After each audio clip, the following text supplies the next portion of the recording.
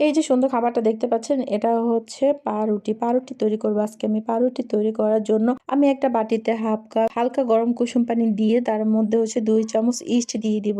ইস্টটাকে দিয়ে নেড়েচেড়ে একপাশে রেখে দিব। চলে আসলাম পাউরুটির ডো তৈরি করতে। ডো তৈরি করার জন্য আমি এখানে 2 কাপ ময়দা নিয়ে নিলাম। তার সাথে দিয়ে দিলাম 3 চা চামচ চিনি, পরিমাণ মতো লবণ দিয়ে আমি শুকনো উপকরণগুলো ভালো করে মিশিয়ে নিলাম। মেশানো হয়ে গেলে এখন এর মধ্যে দিয়ে দেব হচ্ছে ভিজিয়ে রাখা ইস্ট।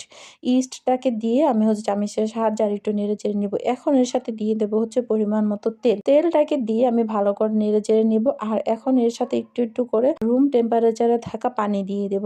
পানিটাকে দিব আর একটু একটু করে নাড়বো।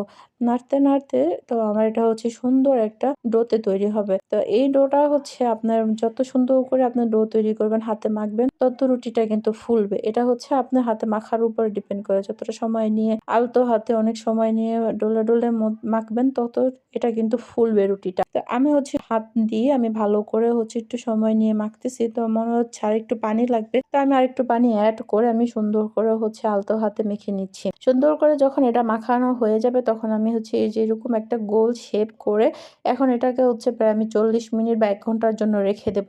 40 মিনিট 1 ঘন্টা প্রায় আমি 1 ঘন্টা পরে ফিরে এসে দেখি যে আমার ডোটা ফুলে ডাবল হয়ে গেছে।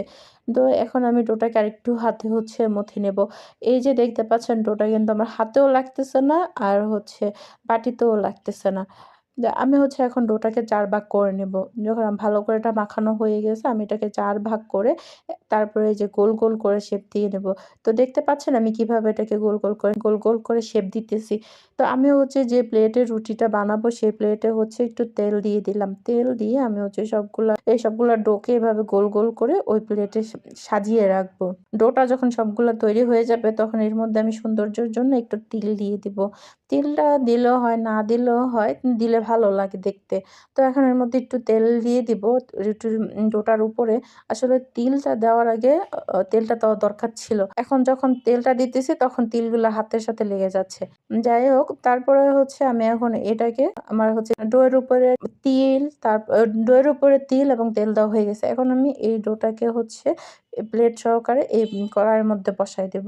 আমি এই কড়াইটাকে হচ্ছে 10 মিনিট হাই হিটে রেখে পুরোপুরি গরম করে তার মধ্যে আমি এটা পাউরুটির প্লেটটা দিয়ে আমি প্রায় হচ্ছে লো হিটে আমি প্রায় 40 মিনিটের মতো 40 মিনিটের মতো আমি চুলাতে রাখছি। যখন 40 মিনিট পর আমি যখন আসলাম, তখন দেখতে পাচ্ছেন যে কি সুন্দর এটা ফুলে গেছে এবং এটা সুন্দর একটা কালার চলে আসছে। কিন্তু এটা ওই পরিমাণে ফুলে নাই। যাই হোক, কিন্তু খেতে অনেক ভালো ছিল। তারপরে ঠান্ডা হওয়ার জন্য অপেক্ষা করলাম। নিচটা দেখলাম ক্রিসপি হয়ে গেছে বিস্কুটের মতো, আর উপরটা কিন্তু ফুলছে। যা খেতে ভালো ছিল। রুটিটা কিন্তু আরো ফুলার দরকার ছিল। যেহেতু আমি ১ম তৈরি করছি, তো আমি বুঝতে পারিনি কোথায় আমার ভুল হইছে।